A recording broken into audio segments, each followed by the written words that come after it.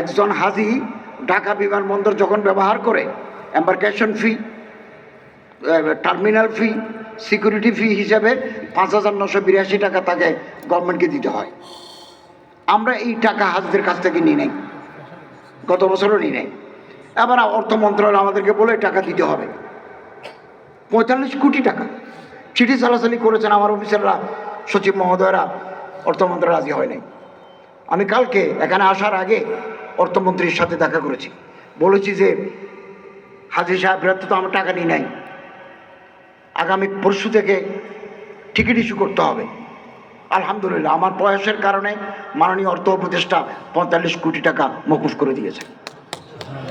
এবং আমরা মসজিদ নীতিমালা, মসজিদের ইমামদের কোনো দাম নাই, সে কোনো মুহূর্তে মুতোয়াল্লিরা বলবে যে চলে যাও, চলে গেল।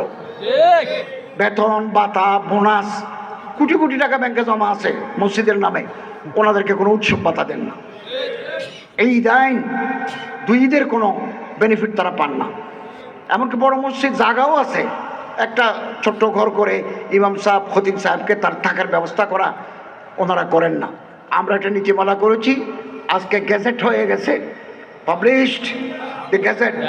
আমি গতকাল স্বাক্ষর করে দিয়ে আসছি, আজকে পাবলিশ হয়ে গেছে। তাহলে একজন ইমাম তিনি মেরুদণ্ড সোজা করে দাঁড়াতে পারবেন।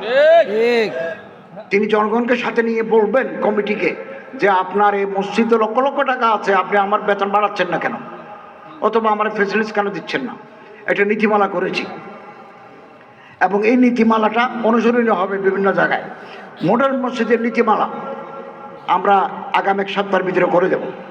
বেতনও বাড়াবো, বেতন বাড়াতে অর্থ মন্ত্রণালয়ের সম্মতি লাগে, এটার জন্য চিঠি লিখেছি। এটা আমরা আনুপাতিক হারে আমরা বেতনও বাড়াবো।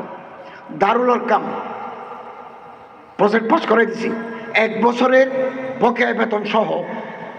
আমি প্রফেসর ডক্টর ইউনূস সাহেবকে ব্যক্তিগতভাবে বলেছি, স্যার প্রজেক্ট পাস করলে হবে না, 1 বছর যাবৎ হুজুররা পড়াচ্ছেন, ওনাদেরকে ভাতা দিতে হবে। বলো ঠিক আছে। এক নাকে আমি দাঁড়িয়ে উপস্থিত ছিলাম, দাঁড়িয়ে বলছি যে পাস করলেন তো ঠিক আছে, it will be executed 1 January of 2025। এটাও পাস হয়ে গেছে, 1 বছরে আপনার বেতন পাবেন।